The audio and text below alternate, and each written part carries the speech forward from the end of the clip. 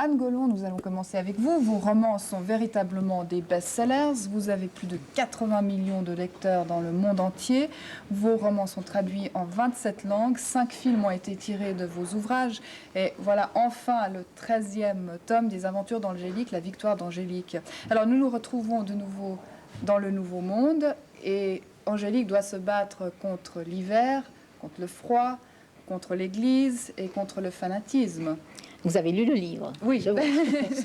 Oui. Vous ne l'avez pas lu le soir? Non, je ne l'ai pas lu le soir. Je crois que c'était un peu dur.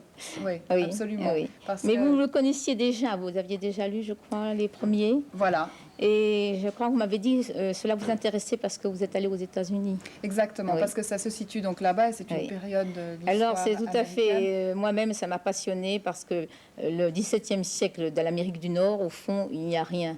C'est assez inédit au point de vue décor historique. Absolument. Et puis au fond, c'était un décor assez naturel pour ce que l'héroïne, les héros, allaient vivre, c'est-à-dire une vie de pionnier. Parce qu'il y a vraiment tout là-bas. Il y a les Indiens. Oui, a... c'est-à-dire fort mal connus finalement. Et qui sont cruels. Oui, et ce sont les documents ils sont cruels et intéressants. C'était une autre race que d'ailleurs les Européens découvraient, non sans dommages et non sans problèmes.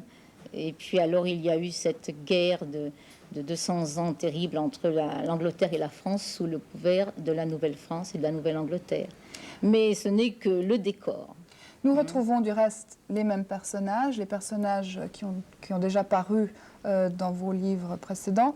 Alors, est-ce qu'il faut avoir lu les 12 premiers tomes pour pouvoir comprendre le 13e? Chaque livre a apporté quelque chose de nouveau, comme dans la vie d'ailleurs, chaque étape apporte, et c'est une vie de femme qui évolue.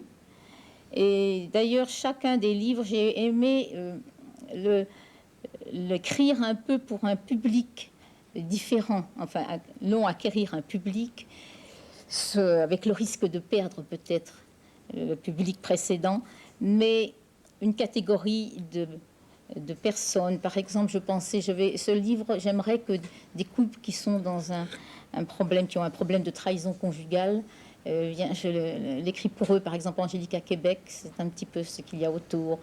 Et puis que derrière le mythe d'une femme qui est presque une amie, ils vivent le problème de plus près.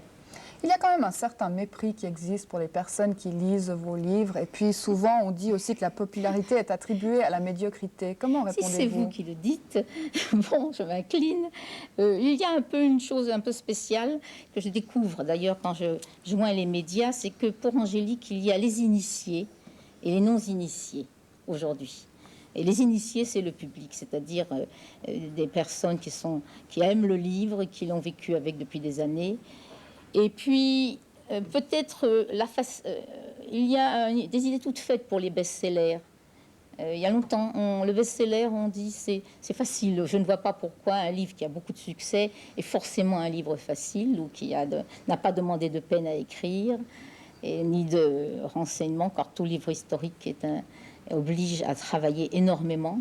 Peut-être les 3/4 du travail, c'est la recherche historique qui doit ensuite disparaître dans le roman. Votre livre est signé du reste Anne et Serge Golon. Pourtant, vous avez perdu votre mari il y a plus de 13 ans maintenant. Pourquoi est-ce que vous continuez à signer des deux noms? Je dirais presque que c'est le label. Et puis, nous avons commencé ensemble. Notre équipe était composée ainsi. Bon, j'écrivais, mon mari m'aidait, ce qui est, paraît-il, enfin, assez difficile à admettre pour les latins. J'ai donc eu la chance que mon mari était russe et sans doute ça a facilité beaucoup les choses. Il m'aidait, il avait un sens de l'histoire extraordinaire, c'était un scientifique, un ingénieur géologue. Nous sommes trouvés dans des circonstances où nous étions sans travail l'un et l'autre. Et donc nous avons démarré, Angélique, moi avec ma plume, puisque j'étais professionnellement écrivain, et puis lui m'aidant. Et c'est ainsi que c'était une équipe qui a mené ce travail. Et je pense que pour l'entamer, sûrement, j'avais besoin de la force masculine, parce que c'est très lourd. Mais le plan étant fait, j'ai pu le continuer. Je savais où je voulais conduire Angélique. J'ajoute que elle, c'est mon personnage. Je ne l'aurais pas laissé s'en occuper. Oui. pour des raisons que, bon, Ouais, je pense il que les n'avait pas femmes à rêver comprennent. sur une femme comme elle. Oui. Alors, la victoire d'Angélique, c'est le 13e tome. Oui. Est-ce que c'est le dernier? Oui, parce que je l'ai amenée là où je voulais l'amener, elle, et puis également mon public a reçu toutes les réponses qu'il souhaitait. Donc, elle restera Oui. jeune éternellement et Oui, belle. on peut extrapoler qu'elle sera reçue à Versailles avec beaucoup par le roi, avec beaucoup d'apparats, qu'elle sera heureuse, qu'il n'y aura plus trop de problèmes, qu'elle aura vraiment conquis le droit d'être, de ne pas être en danger. Voilà. Alors, donc, un happy end pour Angélique. Oui, je crois que tout le monde peut le souhaiter et le penser. Merci Anne Gollon.